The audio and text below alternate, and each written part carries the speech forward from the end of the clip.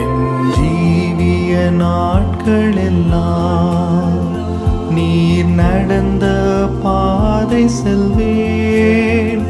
ஆசித்து தாரேன் எனதெல்லாம் மீட்பரே வல்லமை தந்திடும்.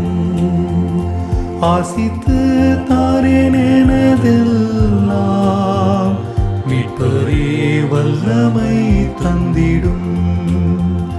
பேசும் பேசும் பேசும் செய்யும் பேசும் ஆண்டவா